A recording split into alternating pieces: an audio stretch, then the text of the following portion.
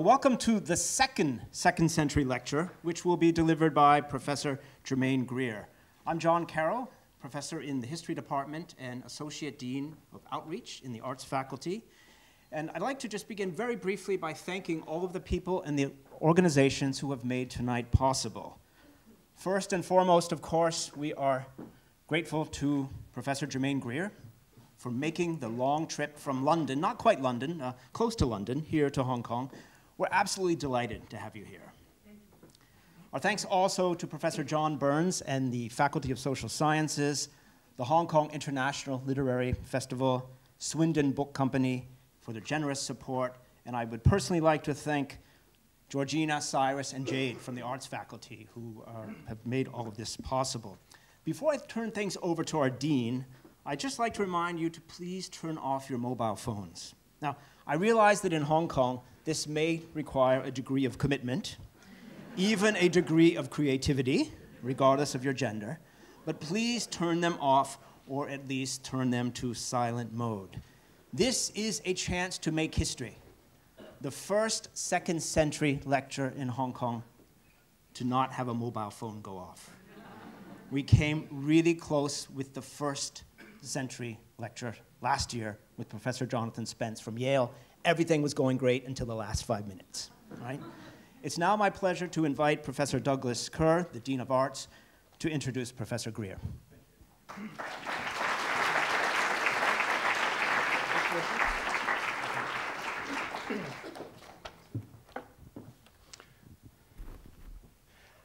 Hello, everybody. Vice Chancellor, distinguished guests, colleagues, students, ladies and gentlemen, friends, it's my great honor as Dean of the Faculty of Arts to welcome you today to, as John said, the second century lecture to be delivered by Professor Germaine Greer. Welcome to you all.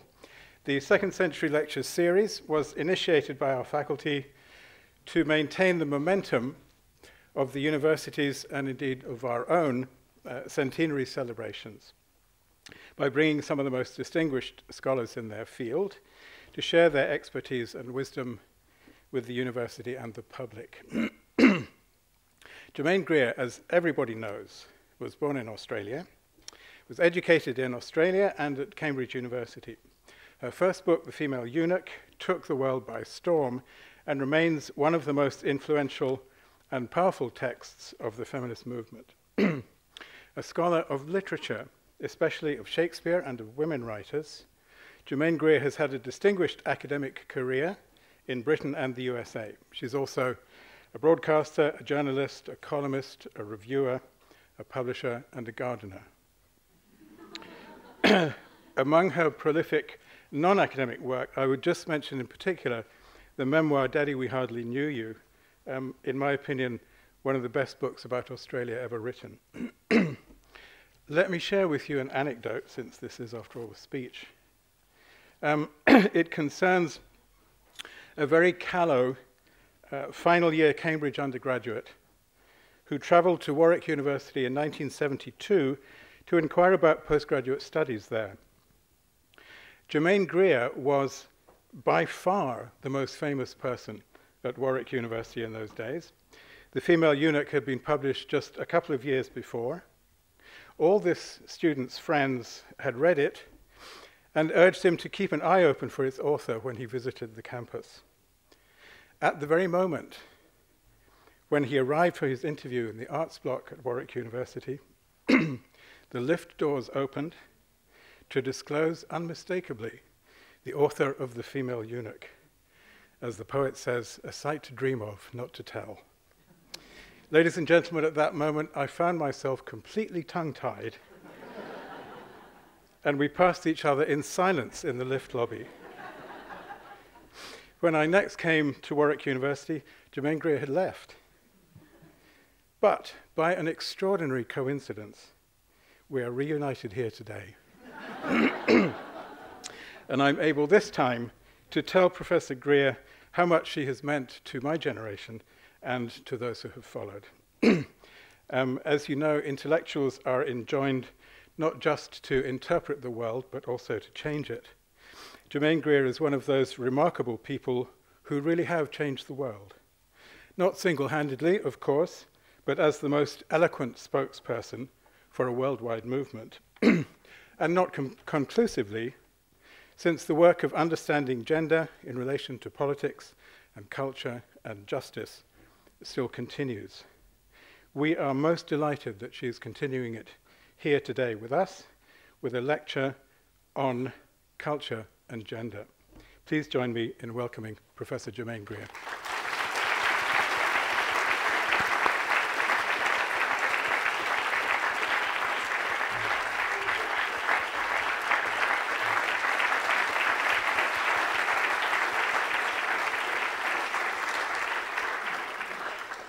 I was dreading what was coming next then.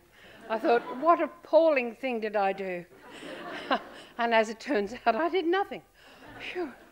What a relief. Well, first of all, thank you very much for inviting me. I'm delighted to be here. And as you see, I sort of changed the title of the lecture because creativity is a bit too hard to pin down. And because of various things that were happening, I began to think quite hard about culture. I've been thinking about culture for a long time because it's used in, the whole idea is used in a kind of Nazi way, as if it was Kultur.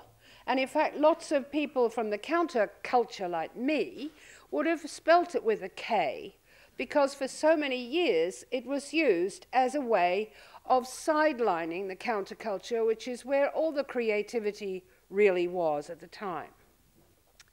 So I'm trying some new thoughts, or newish thoughts about culture with you today, and I want you to feel quite free to doubt everything I'm saying. I'm not here to give answers. Like most academics, what I want to do is not give you answers, but to improve the questions. Most of the point of what we do is to improve the questions, to begin to ask questions that have more relevance to what's really going on. Now, when we talk about culture, we're generally discussing the culture of the elite.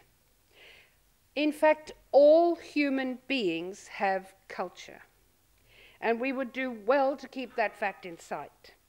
People who read lots of books may feel superior to people whose culture is centered upon football, for example, but they shouldn't. Not to know the rules of soccer is to be excluded from a vast field of human endeavor. It's enormous, the amount of intellectual intensity, activity, and energy that is generated by the world of football. An Englishman who had learned the whole King James Bible off by heart and didn't know the rules of football would be an ignoramus, regardless of what he thought he knew. Football is immensely complex. Vast numbers of people discuss it, invest in it, pass their own judgment on how it is played and managed, and can recognize hundreds of players and remember complex series of events in accurate detail from years ago. People who can't remember anything else can remember a particular goal scored 40 years ago.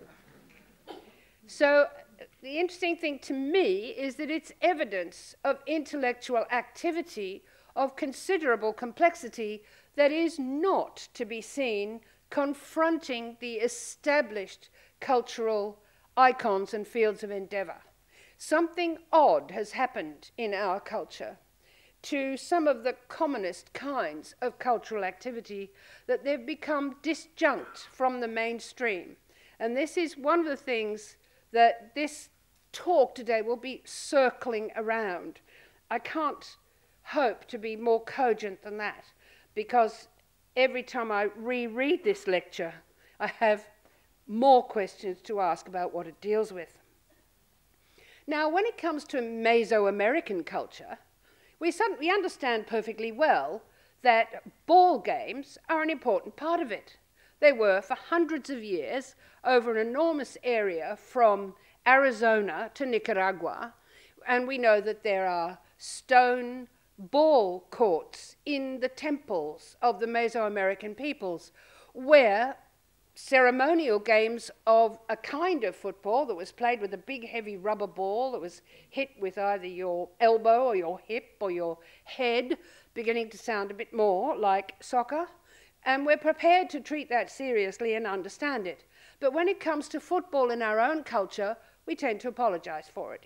It's for people of lesser intellectual attainment. Now, that is a mistake we cannot afford to make.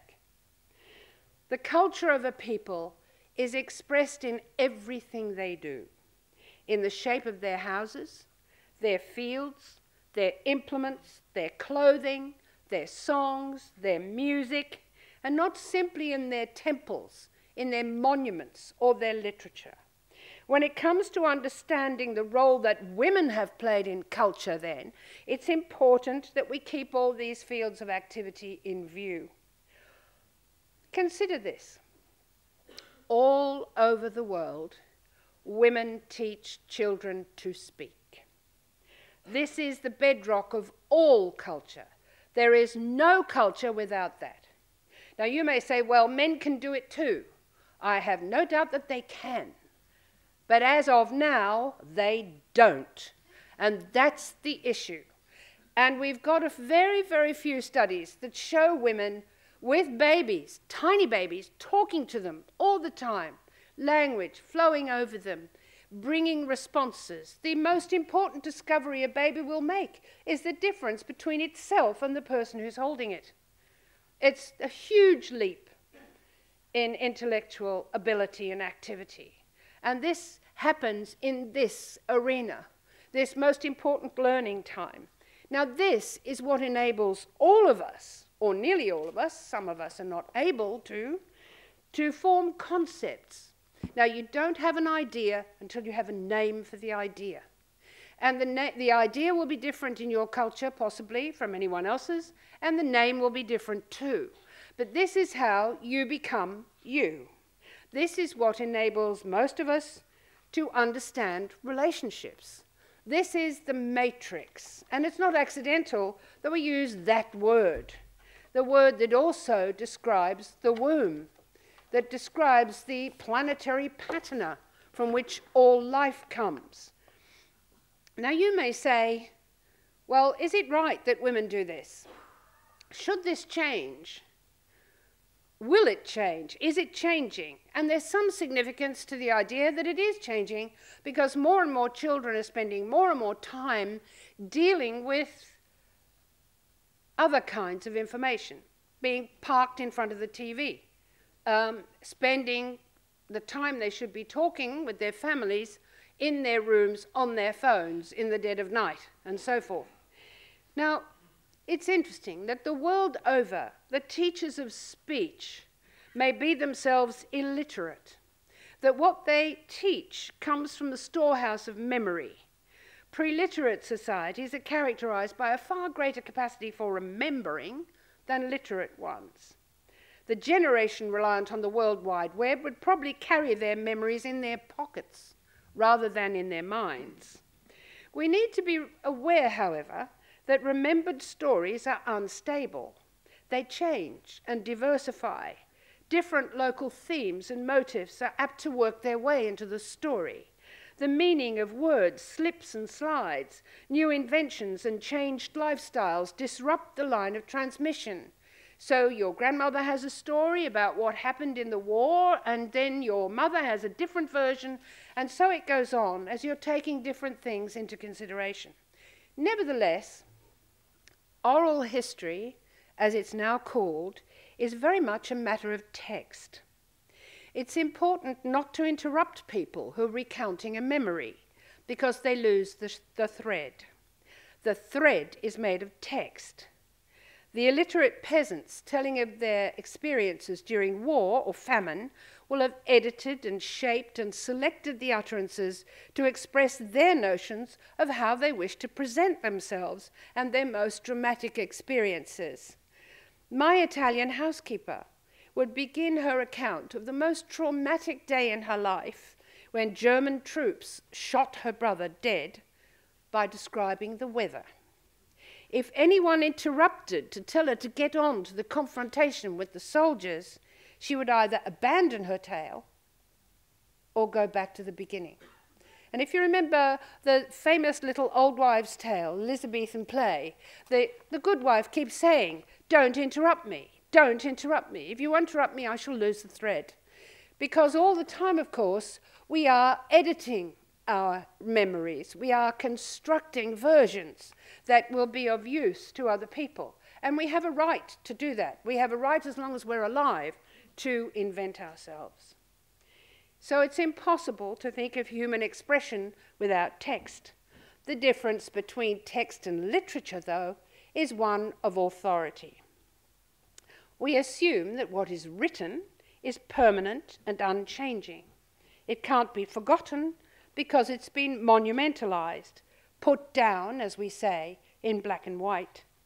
People who misremember a written text can be corrected. Literature, as distinct then from text, depends on authority. Women have always stood widdershins from that authority. They couldn't assume it, and they didn't have access to it. So their culture is, I would say, dendritic, grows like a tree, it branches and branches all the time. Oral culture proliferates, it subdivides, it amalgamates, it grows like the structures of the brain itself. Literature is linear. Poetry is written in awareness of the poetry written before it. The art of the literate classes is first and foremost about art. And that's quite a difficult thing for outsiders to understand, how self-referential the culture of the elite actually is. Now, if I were to mention, say, for example, the rich tradition of folk religion in China, it owes much to the informal teaching of their children by women. Attempts to systematize conflicting traditions within Taoism are the work of men, and almost certainly futile. Local superstitions are part of cultural heritage. They are the matrix from which myths and mythology develop. It's when we start to concern ourselves with the culture of the elite that we become aware that women are not makers of it. Women may sing songs, but they don't write the words or the music. They play instruments, but they seldom compose. They can be worshipped as interpreters of female parts in the theatre, but they are seldom the creators of those parts. In some cases, they may not play the parts of women in the theatre. In European culture, women are honoured and celebrated for interpreting men's work, for singing the songs they write, and for playing the personages they have invented. The most likely person to be damed in England is an actress. This is about as good as it gets for women. We don't see too many professors, we don't see too many doctors. We see the occasional painter, but actresses are picking them up all over. In other cultures, of course, women have been prevented from playing female parts, and the finest interpreters of the most feminine parts have been men. In such aristocratic and bureaucratic cultures, men can play women, but women very rarely play men. All over the world, and this constantly surprises me, men earn praise and popularity by impersonating women, but women don't even try to impersonate men. I mean, surely, the opportunity is too good to miss, but we miss it all the time. In the Elizabethan theatre, a female character may assume a male disguise, which was the more piquant because the person playing the female character was in fact male. And rather than putting on male clothing, he took off his female clothing and showed his buttocks and his legs. In tights, of course. He was undressing to play the male disguise of the female. Shakespeare, as I'm sure you know, has no fewer than 6 such roles, but they were relatively common. What happens after the Restoration in England? Women are allowed to appear on the stage. Between 1660 and 1700, of 375 plays produced on stage in London, it's been calculated that 89, nearly a quarter, contained one or more roles for actresses in male clothes. But they were fundamentally different because they were exposing a woman's body on the stage. Now, women didn't write those roles for themselves. Some may choose to play such roles, as Sarah Bernhardt did in order to play Hamlet, but they haven't devised them. We can't claim that they represent female fantasy. What we know is that they tickle male fancy. Of the 70 or so operas in which male roles are sung by women, none was written by a woman. So the hero of the pantomime, for example, is played by a girl dressed as the principal boy. We think it's because boys below a certain age would not have been allowed on the stage at the time. But then again, it was also because the sight of women's legs in tights was a titillating novelty, just as it had been for the Venetian courtesans who used to turn up on the Rialto in masculine dress. In most cases of women performing in public, now this you might find a bit hard to take, but I'm going to soldier on. In most cases of women performing in public, whether playing male or female roles, there is a clear connection with prostitution. The choice in Restoration England, for example, and we could consider also the history of kabuki and so on, but that's taking me into areas I don't know very much about. But the choice in the Restoration was not between appearing on the stage and prostitution, or just the choice was between appearing on the stage plus prostitution or just plain prostitution. Prostitution increased your visibility, gave you a slightly better choice of protectors. The best an actress could hope for was that a gentleman would take her into his protection. And that didn't mean that she could expect a monogamous liaison. Her protector could well lend her to another gentleman, or earn himself promotion by offering her to a patron. Nell Gwynn, of whom I'm sure you've heard, one of the most successful comic actresses of her generation, was taken into his protection by her colleague, Charles Hart, who looked about for someone to pass her on to, who might do him some good, and found Charles Sackville, later the Earl of Dorset. And the Earl of Dorset realized that someone who'd be very keen on Nell was Charles II, and so he passed Nell on to Charles. And this was success in those terms. Now, wherever we look, in whatever culture, we find that men are writing and depicting women. But we will not find that women are daring to write men, except in popular oral culture, and not very often then. What if femininity, the thing we find so hard to deal with, the thing that is so challenging for women, what if it is a male cultural construct and women have to learn it from male texts and male authority? This is what men want us to be. D.H. Lawrence didn't shrink from writing female experience. Was he describing it or prescribing it? You've got D.H. Lawrence to blame for the fact that every porn video shows you women making little animal cries. He prescribed them. And most women in porn videos will do them, except for the divine Paris Hilton, who in her porn video just went to sleep, by way of showing you who's boss. But you have to be the heiress of a Hilton to get away with it. Now, if we think then about where do women stand in this cultural, this huge canvas that I'm making up, what is their chief job? Well, it's to bear children. And in fact, there used to be an explanation of the lack of creativity in women that said, well, women can have children, men have to create art and stuff because they can't. Now, I've never been really impressed with that. argument, mainly because most of the men I know don't want children anyway. And I can hardly think of them inventing a replacement for an activity they don't terribly much desire. Mind you, all of this is now being renegotiated, but still. When a woman's chief contribution to her family is to bear children, there's no obvious need to teach her to read. The Taliban, for example, actively opposed to women's going to school, to the point where they'll shoot a schoolgirl in the head, and you can sort of see why. A lowered birth rate doesn't promise a continuous supply of young men for jihad.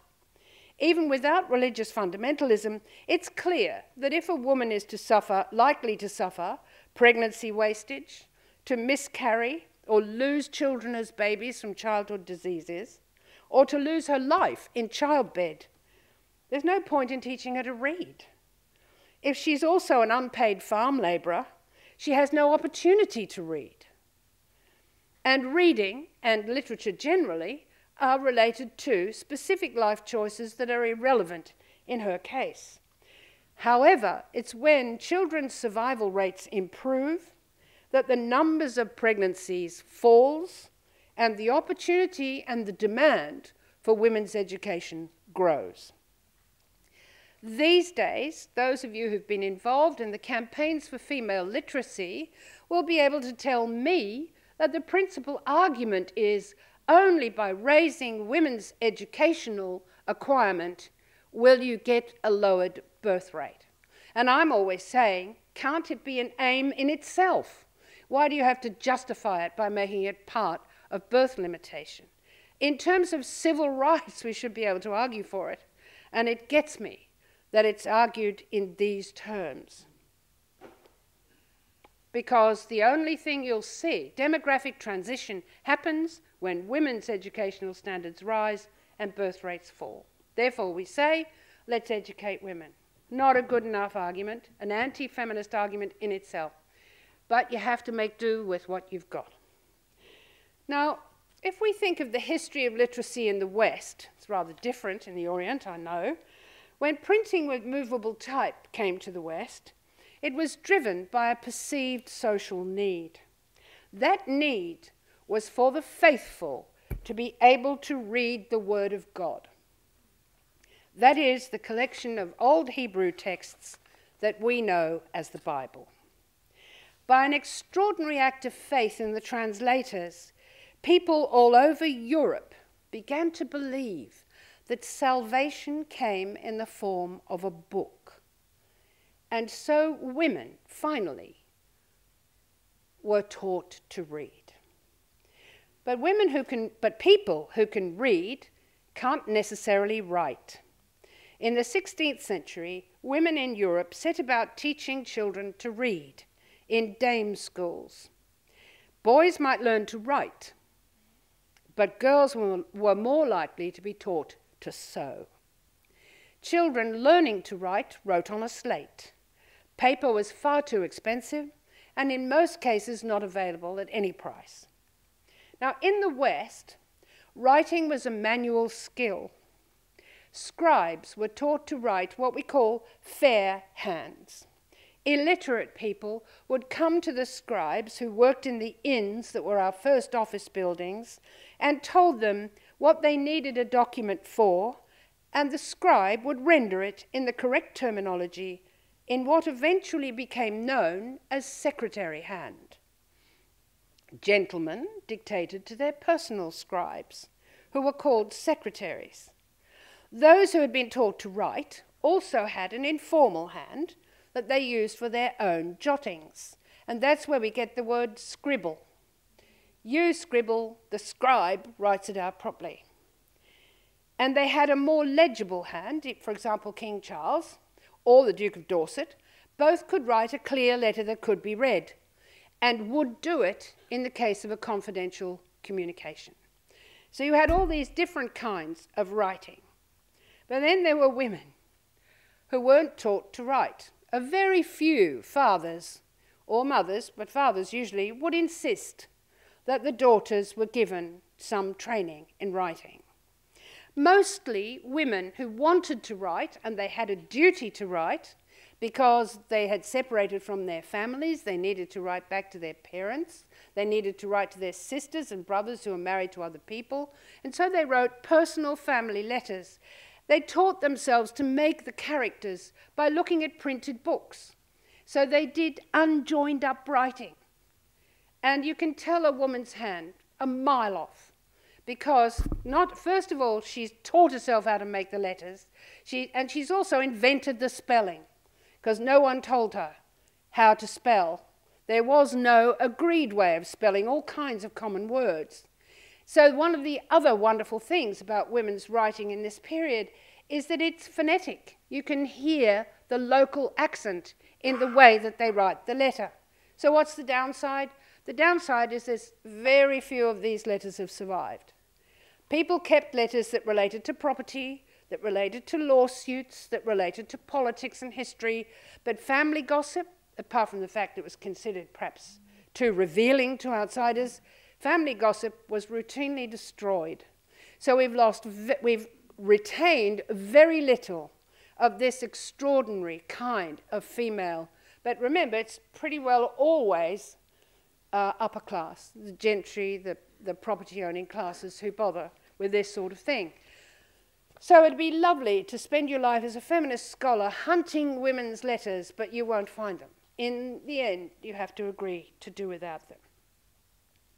Now, inexperienced historians are easily misled by the disjunction between reading and writing, and also by their own desire to find women speaking in their own voices. So they think, for example, that the 12th century abbess Herad of Landsberg actually wrote the Hortus Deliciarum and illustrated it as well. In fact, the abbess was the Stifterin. She was the person who designed the project. She didn't have to carry it out. Carrying it out was a manual labor. The writing was a manual labor, the illustration was a manual labor, and it's very likely, in fact, that the people who copied the manuscript couldn't even read the characters that they were copying, because it was a manual skill and not part of a lady's armamentarium. But I'm talking about the 12th century now. So the study of literacy is relatively new, and our understanding of women's role in it is imperfect. And there's a ton of opportunity to get involved further in finding out how we come by the literary culture that we have. Now, if we look at the history of art in the West, it's perhaps easier to see how the role of women changed as the culture changed. We begin with writing and drawing and painting as technical skills that are learned in workshops. Boys might begin by being taken on to clean the studio and the equipment. They were then taught the making of inks and paints, then the grinding of colours, then the preparation of grounds, and only after many years, and sometimes not even then, the application of line and colour and the fixing of the finished work. What they were acquiring was the technology of painting, of making a durable image that would survive the passage of time and light and changing climatic conditions, being in a room with a fireplace and all that kind of thing. And still, the paintings from the golden age of Dutch painting, for example, are still as solid as a rock, whereas the paintings from the 20th century are already falling apart and causing conservators tremendous headaches, because we've begun to neglect the technology of painting. So when a master painter married, he wanted sons for his workshop, and his wife's most important contribution was to give him those sons. She was also expected to understand his business, to help him find patrons and commissions, and to keep his accounts. And so he was most likely to marry another painter's daughter. Or better still, the best luck of all was to marry your master's widow.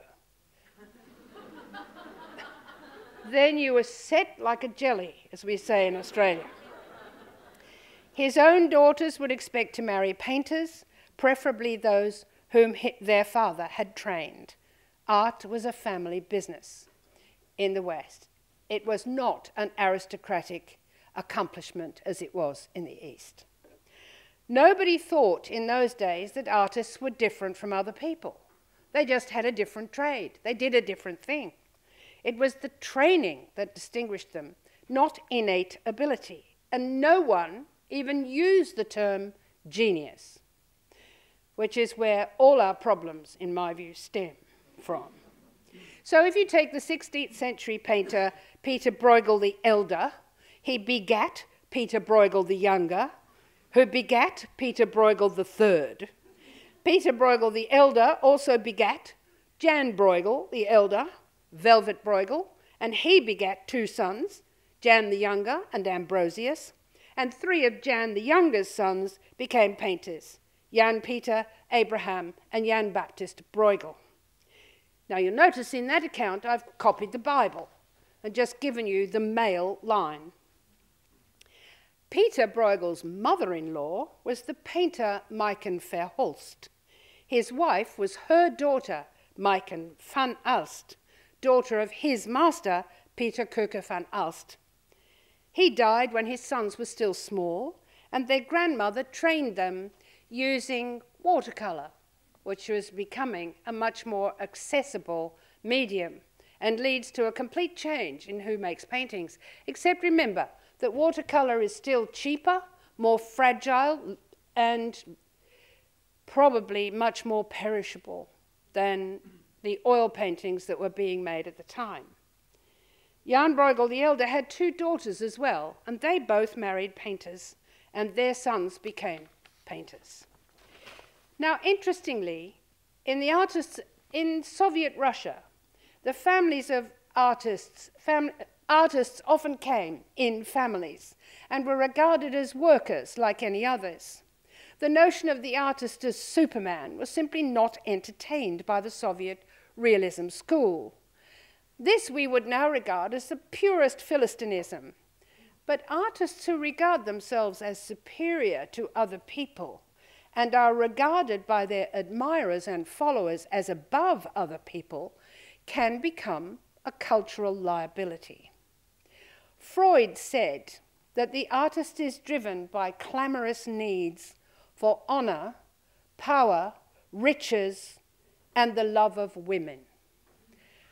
How disheartening is that as a statement if you happen to be a woman? Except, curiously enough, there were women who became artists in order to acquire the love of women. An important group of women emerged in the 19th century who dressed as men, behaved as men, and entered into enduring liaisons with women that were as typically unequal. They were the main artists, and the other woman, who was almost always an artist, was the junior artist. And you can find it repeated again and again. As academies proliferated and yearly exhibitions nominated winners whose works were printed and sold in great numbers, women were the delighted spectators. They worshipped the great names, the maîtres pompiers we call them now. Then they began looking for art education, the better to appreciate the work they so admired and ultimately to work in the same way themselves. Now, look, the question is not whether women can be taught to paint as well as the best men can, but whether it was considered the best use of their time. If bearing and raising children is an absolute priority, there's no point in preparing women for anything else. But Raquel Reich, one of the most successful flower painters of her time, and her works were sold to connoisseurs all over Europe. But that didn't release her from childbearing duties. She was married to an undistinguished portrait painter, and she bore him 10 children that we know of. There would have been a few lost along the way. About 100 pictures are still attributed to her. One sold at Sotheby's last year for £1,400,000. As a still life painter, you might now regard her as following a female specialism, For most of the hundreds of women who studied at the French academies and the early art schools ended up painting still lifes. But remember that Raquel Reich's still lifes were painted in a male environment. Her rivals were men. When she was received into the Confrérie Pictura in 1699, she was the only female member. There was no question that she was as good as they were. The difference is in the valuation of the work itself. Nothing was worth £1,400,000. It wasn't possible for a painting to be sold then, as a Picasso was a few weeks ago, for $28 million. It didn't make sense, and in my view, it still doesn't make sense. What has happened is that big business is manipulating the art market in its own interest. They are now investments, and the value of painting is now fictitious. It is now trumpery. So painting ceases. In the 18th century, it gradually ceases to become the occupation of professionals because of the increasing availability of paper and of soluble watercolors, and becomes an accomplishment, finally, of the emerging leisure class. Thousands of ladies and gentlemen beguiled the time by taking views.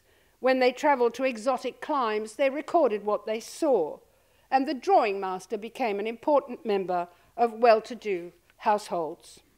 In 1868, an ex-prize fighter called Rodolphe Julien set up his first atelier in Paris. There, would-be painters would be taught to draw from the live model. Now, I'm still trying to find out if they were taught to paint, which is a different thing. But what these academies taught was drawing. Do you know the one thing you can't teach is drawing?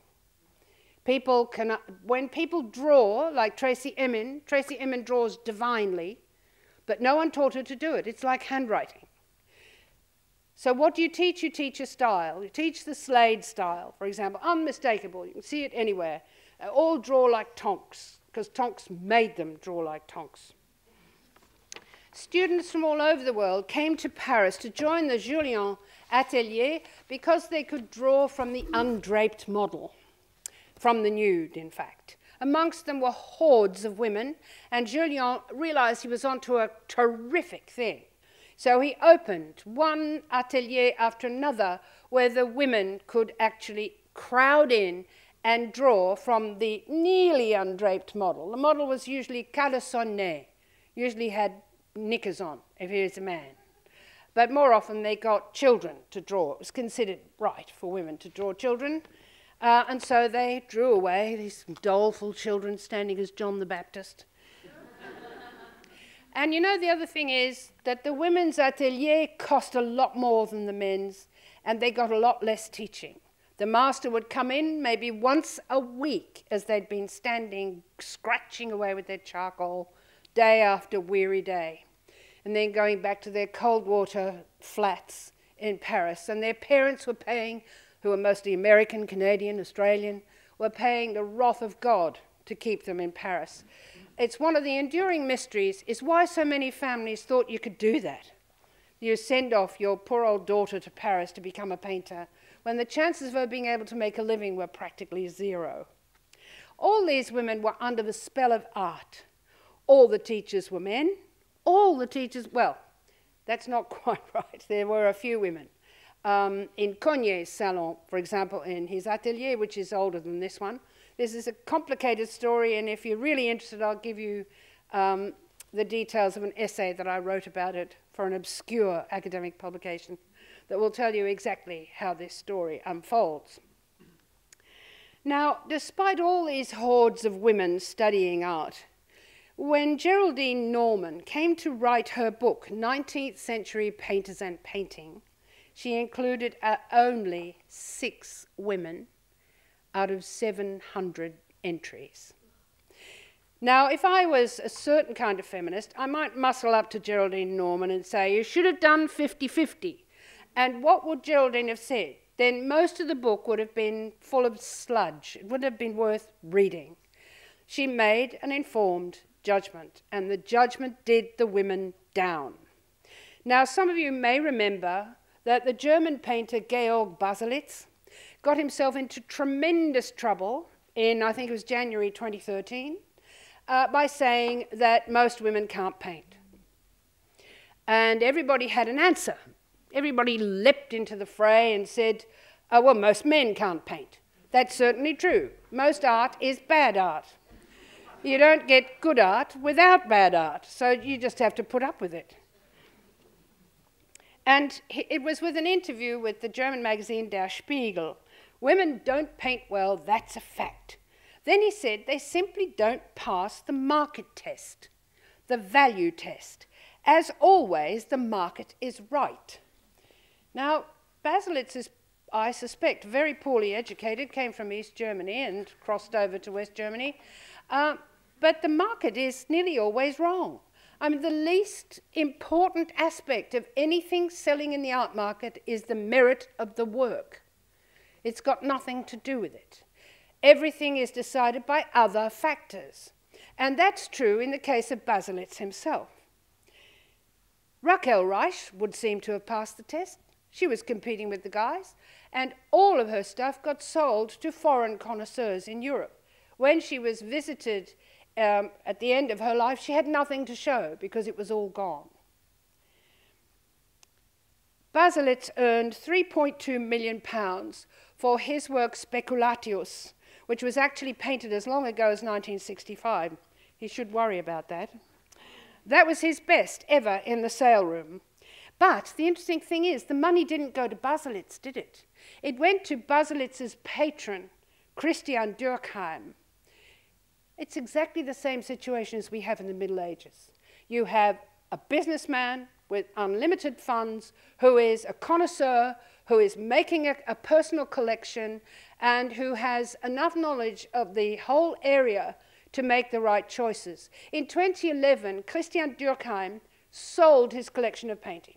He said, there's a limit. I bought everything I want. I don't want another Richter. I've got 10. I don't want another Baselitz. I'll always have a Baselitz on the wall, he said. And everything was sold in 2011, and that's where Baselitz got that price from. But he'd done well enough out of his businessman to own his own castle, which he since sold. And it's really odd to remember then that a single picture by Yayoi Kusama, a Japanese painter, woman, earned 3.8 million. She beat him even then. And that, as it turns out, is not the issue entirely. The problem we have with women is there's not enough work.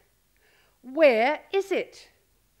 Why do we have thousands of paintings by men for dozens of paintings by women? Is it because they can't paint? Or is it because they don't want to paint? Is it because other things are more important? Sale room performance is based not simply on price, but also in volume. Even so, Yayoi Kusama is ahead of Baselitz. She's had 1,360 paintings in the sale room, plus 295 drawings and watercolors, 143 ceramics, 1,456 print multiples. Now, if you know the work of Yayoi Kusama, she is completely obsessive. She works all the time. She paints dots and she paints nets. And her favorite word is infinity. They're infinity dots and infinity nets. I don't suppose Baselitz has ever heard of her. But when you work with, do an exhibition of Yayoi Kusama, what you build is entire environments that are full of these hallucinating, endless visions of repeated motifs. The picture frame is not the important thing. Whereas if you look at a work of Baselitz, you see immediately, in the case of Speculatius, it's 52 inches high, it's but yay wide, and he knew before he put a single mark on the paper, on the prepared surface, exactly what size he wanted his picture to be. He began from the frame. And this is, I think, where we get the cultural difference, that women don't begin from the frame or from the plinth, that women's art is essentially open-ended. It connects with reality. Even if we're thinking of Berthe Morisot painted her family, painted the way they lived, painted them all together working. It was as much a document about them and their way of life as it was a composition. In fact, you could probably say that compositionally speaking, she is weak.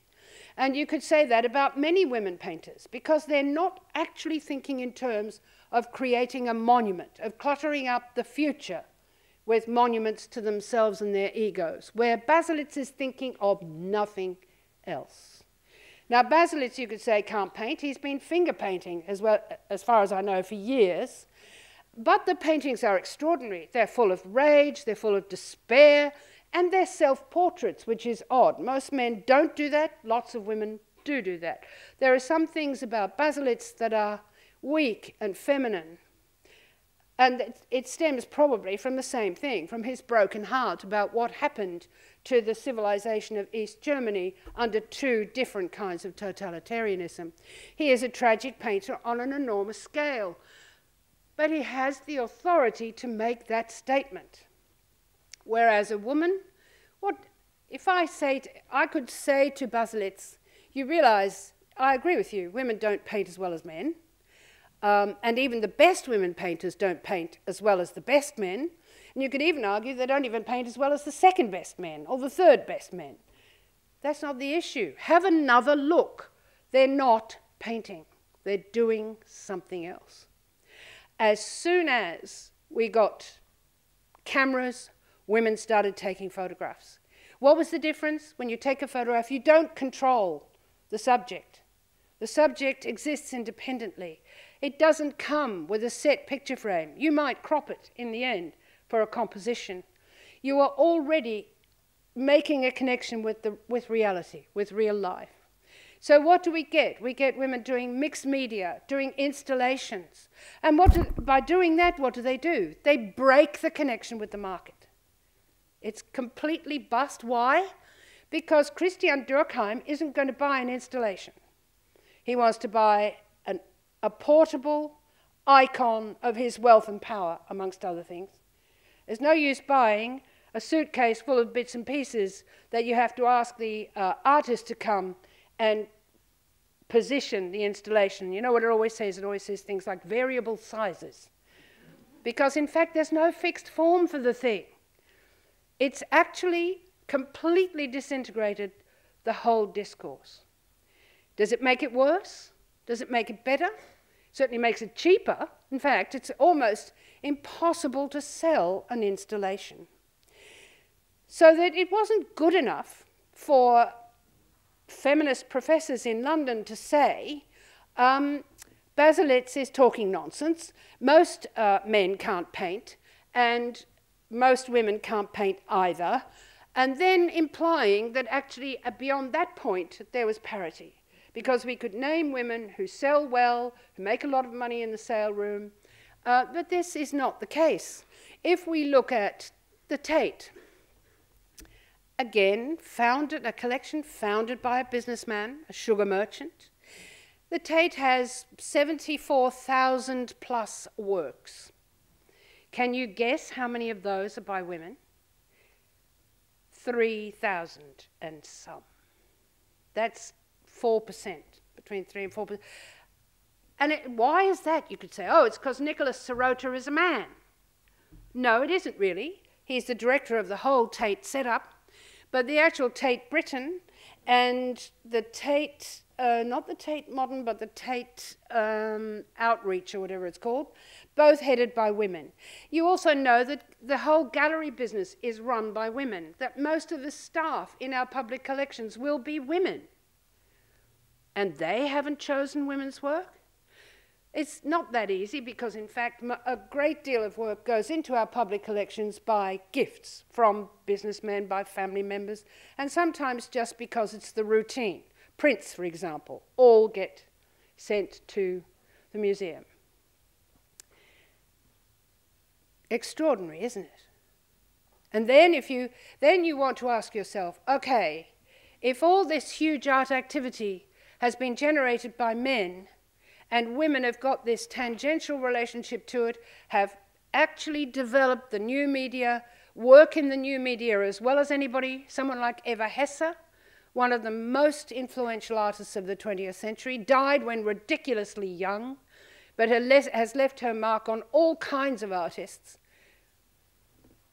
When we escaped from the picture frame, when we climbed out of the monument, when we got into an organic situation in which art flowed into life and back again, then women were at their ease. Then they could create great work. But it busted the market, and it's not playing the game. And in the meantime, in the great auction houses of the world, art is selling for prices that are criminal, that are the yearly income of a small African republic. This is rubbish. This is a bad situation. And women have got to keep up their pressure on it and their obvious rejection of it. But to suppose, now you see why I couldn't talk to you about creativity, because it was just too big and too gusty a subject. So I thought I'd just hook my wagon to Basilitz's Earthbound Star. Thank you.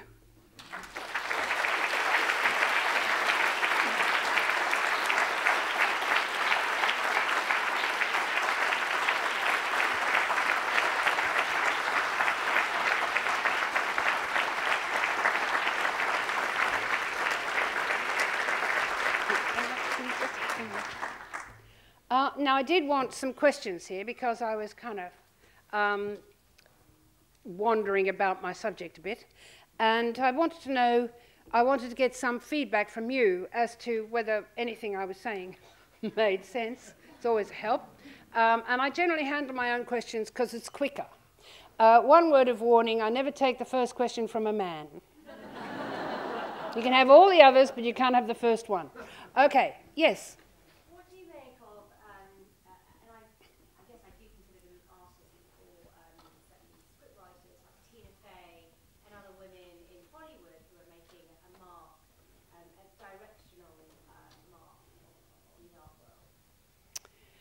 Well, again, my problem is probably going to be that I don't know enough about it. But an artist like Tacita Dean is one of my friends, and I've been really involved and keen in what she was doing with her anamorphic film. And in the end, she had to go and work in Germany because there was really no support for her in Britain.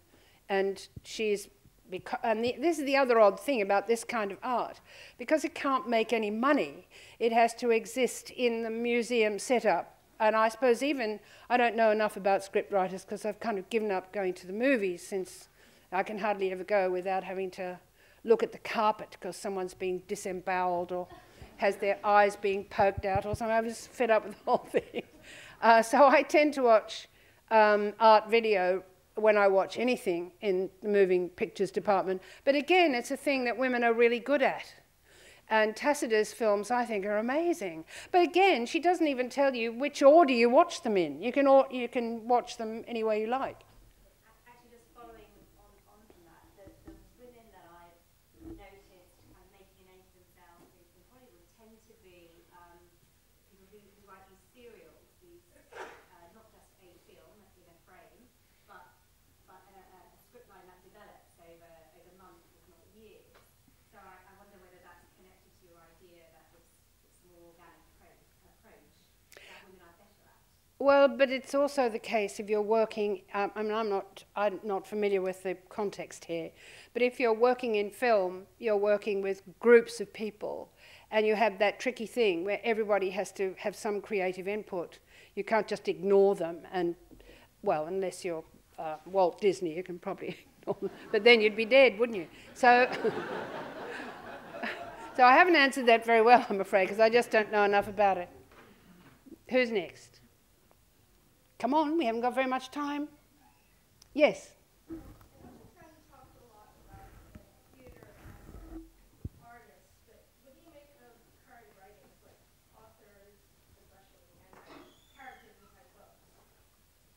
Are you asking me about 50 Shades of Grey? I honestly, the success of 50 Shades of Grey is, for me, absolutely confounding. as far as I can tell, is badly written. And it's a recipe, and women can't get enough of it. My assistant has read all the 50 books, and I call them 50 Shades of Beige, just trying to embarrass her. But no, she thinks they're great fun, and they're sentimental. And this women in the 19th century, you get a kind of sentimental porn from women painters, and you can even see when things are getting really rough for them, then they put out more erotic views, and they even print series of them just to keep food on the table. In some ways, there's nothing new. But, you know, getting books published, I've been very lucky that I can get books published when I don't even have to make up the story or even have a sex scene in them. And I'm very aware how lucky I am. I don't know what I'd put in a sex scene these days. I think it's all been done. Basically banal is my view of that. Okay, who's next? Sir. I'm surprised you haven't mentioned the very great American woman painter, Georgia O'Keeffe. One of the most creative and also a feminist painter, one could argue. Well, it'd be nice if she hadn't had all those photographs taken by Stieglitz, don't you think? I don't really want to see those, and they're as often reproduced as anything else. Look, I'm not a huge admirer of Georgia O'Keeffe. I think her landscapes are wonderful, and her way of seeing the landscape around Taos is amazing. But I think all those great big flower pictures as sort of sex organs are boring and obtrusive, and I think in their way a sellout as well. The whole question about women and still life, you know, women getting more and more cribbed, cabined, confined, ending up sitting down in front of a bunch of flowers and painting it. And the annoying thing is that will always do better in the sale room, because it goes with your decoration, than your landscape. And the better the landscape, the less likely it is to sell.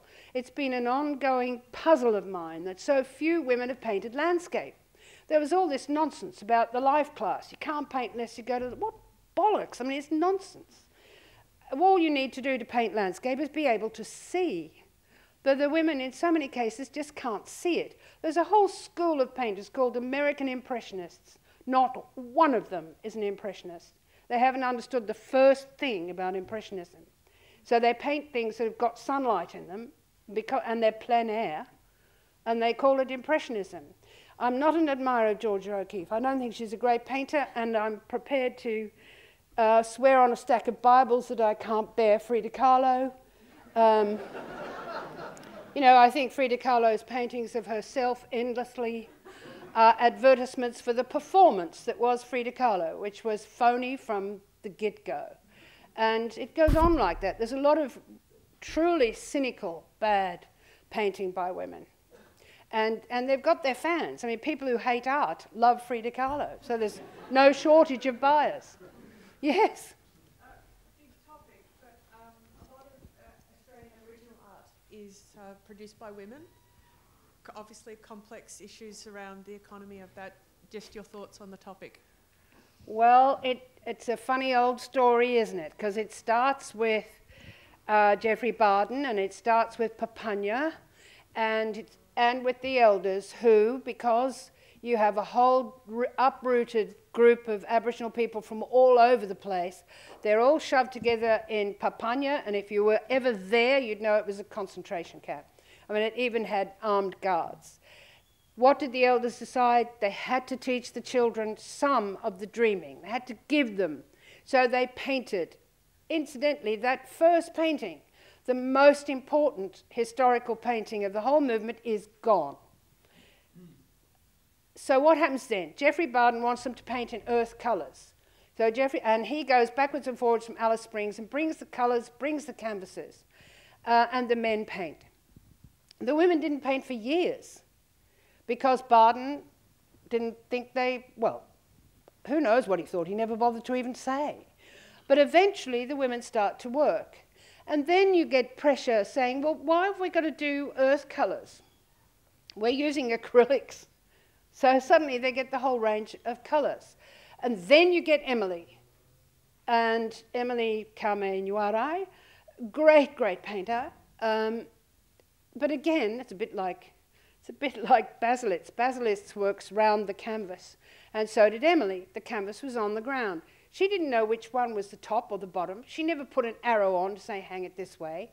She painted it till it made sense to her. She was painting the sacred grass of Utopia, where she lived and where one of the most important women's art schools is.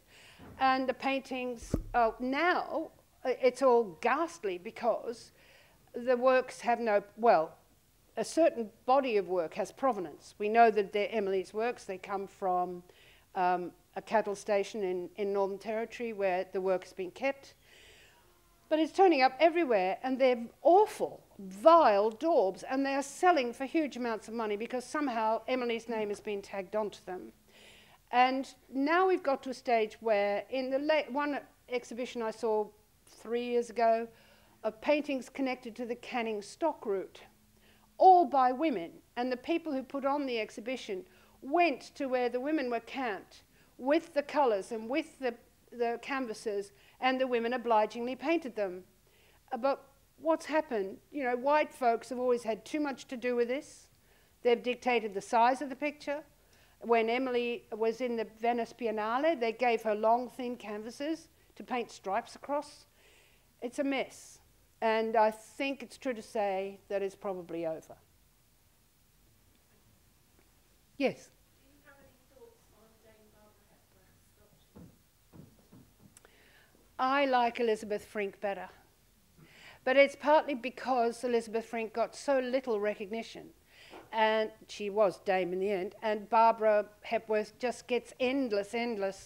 And the thing about Hepworth is she works doggedly, logically, developing her ideas in linear ways. She's an artist that the establishment understands.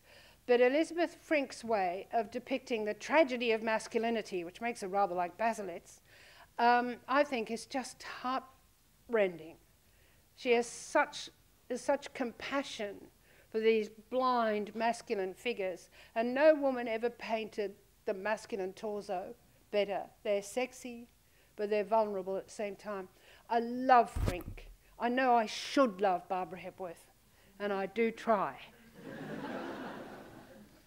Yes?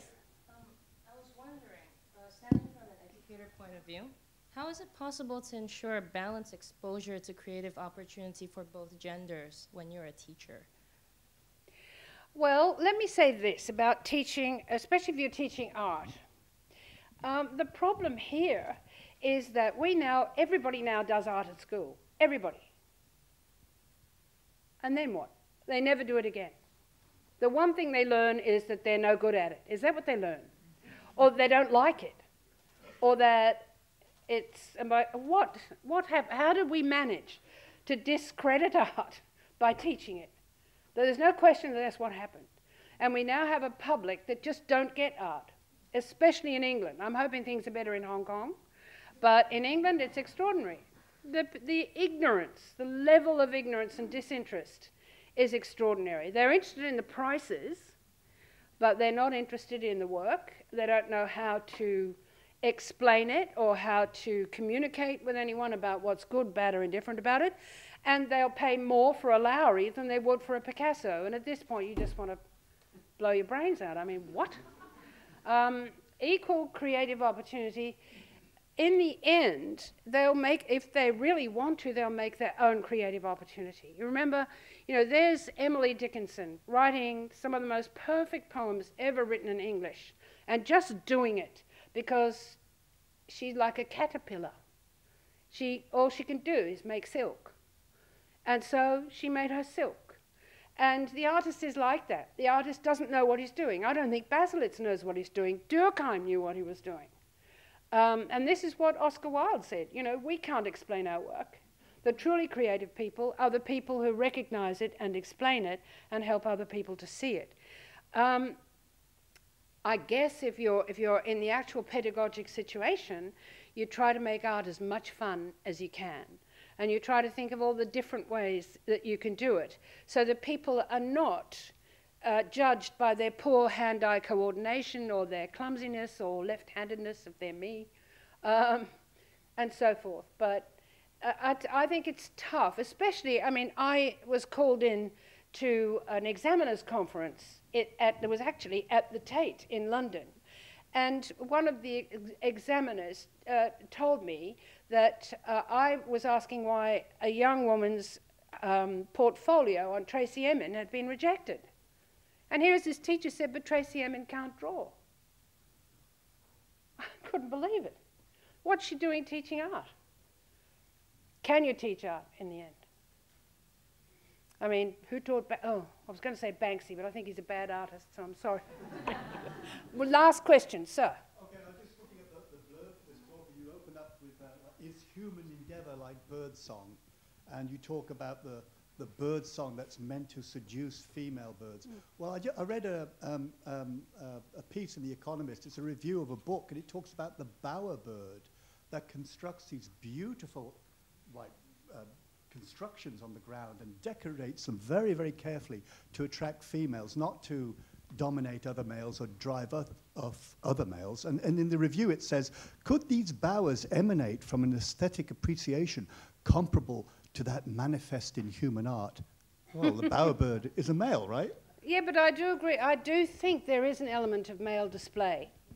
But the important thing to remember about male display, for example, if you think love poetry, your mistress is illiterate, and you're writing a love poem to her. You're not even going to deliver it, because it's going to be read by your male rivals, who will be impressed. Dunn's wife didn't read to his mistress going to bed, and probably never did take her shift off. But everybody else who read the poem, which was after Dunn's death, actually, it was kept secret till then, thought, wow, what an amazing poem. And it is an amazing poem. I do think there is an element of male display. But the important thing about male display, if you actually watch the female bowerbird, and I do live with them, you'll see that she's more interested in eating. And the same thing is true of butterflies. You'll see butterflies in amplexus, and Hong Kong is a good place to see them. And the female will be feeding. Well, she may not be feeding if she's a kind of butterfly that doesn't feed, and many of them don't. But male display is a way of impressing other males, I think. Except that I would say that those women at the Tate who picked those 74,000 works by men are interested in art by men more than they are in art by women. They might have an argument that the art by women isn't good enough. See, I'm interested in art by women simply because they're women. I want to see why they're not better. I want to see what the evidence of struggle is there. I want to see the privation. I want to feel a connection. I collect women's art, and I know from the Christian Durkheim example that if more very wealthy women made a point of collecting women's art, then maybe the situation would change. But then there's a bad example, which is that Imelda Marcos bought 250 pictures by Paul Gobillard, who is the niece of Berthe Morisot, and I think at present the government of the Philippines is trying to get rid of them or something. And she bought them sight unseen, which is how Catherine the Great used to buy things. That Catherine the Great was more interested in sexy boys. Thank goodness. Right, I think that's enough of that, don't you? It's just for me to say thank you so much for coming this evening. I've had such fun, and I hope it wasn't too gabbly. I never read my lectures normally, but this one was so wandery, I just had to moor myself to something. Thank you so much.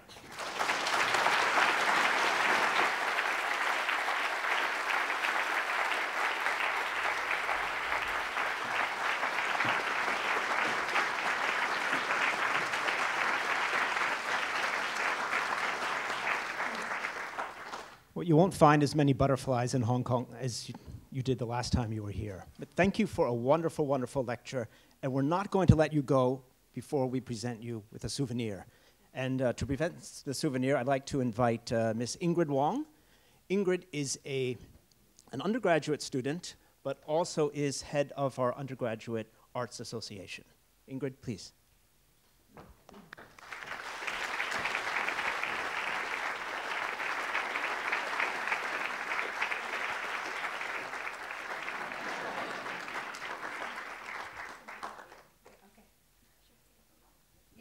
And we're not going to let you get away without this photo and then a group photo as well.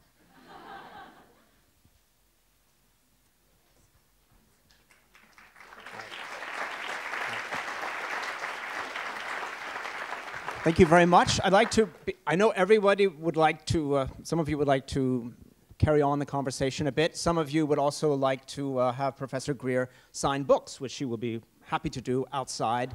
But before she does, we're going to have a quick group photo, and I'd like to invite the distinguished guests in the front row in the middle here to come up, and we will make this as fast as possible so you can get your hands on one of Professor Greer's many books.